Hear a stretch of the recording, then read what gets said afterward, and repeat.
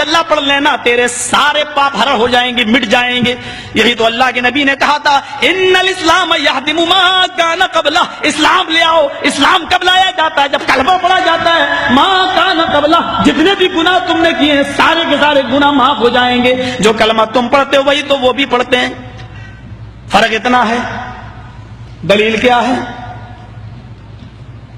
تم کھڑی مورتی کی پوجا کر رہے ہو، وہ پڑی مورتی، ایک پڑی مورتی کی ایک کھڑی مورتی کی۔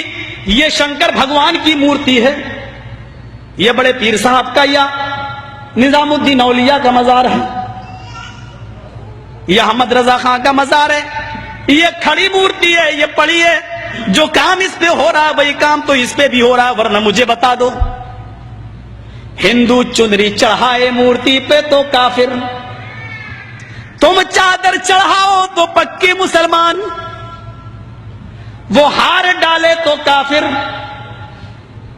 تم پھول برساؤ تو پکے مسلمان۔ یہ کوئی چیز کھانے کی مورتی پہ چڑھائے تو کہے پرساد، پرساد کھانا حرام۔ یہاں پر کوئی چیز چڑھائی جائے اس کو کہو تبرک ہے، اور یہ کھانا بڑا مبارک۔ ہندو مورتی دھو کر اس کا پانی پی اور کہے کہ یہ گنگا جل سے زیادہ پاک پوتر ہے، اس سے بیماریاں صحیح ہو جاتی ہیں۔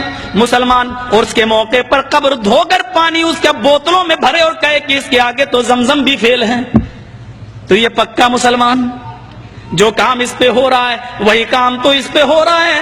اور آج میں فتویٰ دینے کا عادی نہیں ہوں، لیکن آج جذبات میں ہوں، میں یہ فتویٰ دے کے چلا جاتا ہوں۔ میرے پیارے ساتھیوں، اللہ کی قسم، اگر بھارت کے اور پاکستان کے، ہندوستان اور پاکستان کے، ہندوستان کا یہ 20 کروڑ مسلمان اور پاکستان کا وہ 15 کروڑ 10 کروڑ مسلمان، اگر یہ چادر چڑھانے کے بعد، چنری چڑھانے کے بعد، تبرک کھانے کے بعد اگر یہ جنت کے اندر چلا گیا تو کعبے کے رب کی قسم کھا کے کہتا ہوں کہ بھارت کا 60 کروڑ ہندو بھی ایک ایک کر کے جنت میں چلا جائے گا۔ اور اگر بھارت کا ہندو جنتی نہیں ہے تو اتنا یاد رکھنا کہ پھر تم اپنے مسلمان ہونے کا سرٹیفکیٹ پیش کرو۔ تم وہ جہنم میں کیوں جائے گا؟ اگر وہ ان کاموں کی وجہ سے جہنم میں جا رہا ہے تو تم یہ کام کیوں کر رہے ہو؟